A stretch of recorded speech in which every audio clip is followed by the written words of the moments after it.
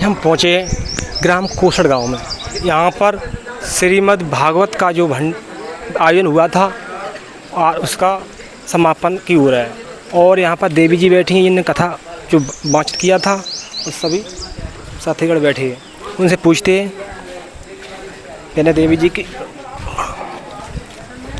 जी अपना परिचय दें। मैं सौरा की रहने वाली हूँ और वैसे निज निवास हमारा भिंड है। अपनी कोसड़ गांव में पहली बार आप आए हो? हाँ, पहली बार जो छोटे बाबा के माध्यम से यहाँ कथा हुई है। जैसे आप इस कोसड़ गांव में पहली बार आए, आपको यहाँ कैसा लगा? अच्छा लगा। यहाँ के श्रद्धालु जो श्रोतागण थे वो बड़ा उनका सुंदर भाव था। जो बारिश हुई हल्की सी वो व्यवस्था भंग तो थी बारिश की वजह से, लेकिन जो श्रोतागण थे वो बड़े भाव से यहाँ एकत्रित हुए। भरी बारिश में भी कथा सुनी उन्होंने। देवी जी से एक जानकारी और लेंगे। जैसे आपने कितनी उम्र से कथा वाचन किया था? 14 वर्ष की उम्र से किया है और अभी मैं 18 वर्ष की होगी सितंबर के महीने में। जैसे आपकी लगन छोटे से थी या आपने किसी के द्वारा परामर्श लेके कथा शुरू की?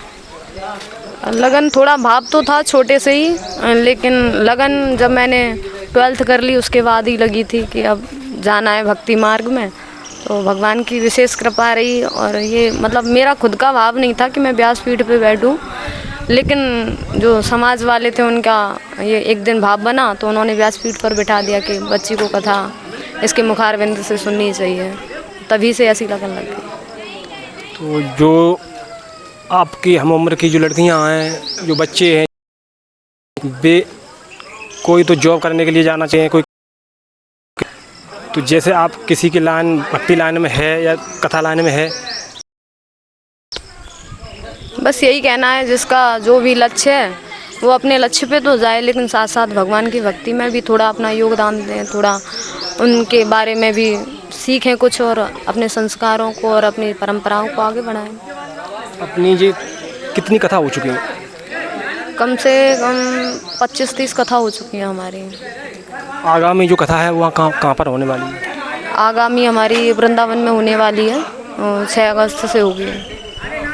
जैसे अपना जो निजी निवास है वो जानकारी दें और जो अपना एक नंबर बताएं। जो भक्तजन हैं आपसे मिलना चाहें वो नंबर से संपर्क करें।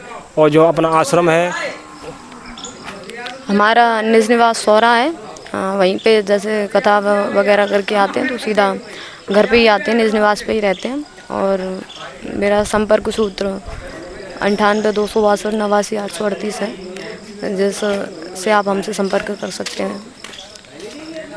राधे राधे। देवी जी से जो जानकारी हमने आपको दी। आप भाई साहब कहाँ से आए हुए हो? हम कोसड़ से आए हुए हैं। अपना परिचय दें।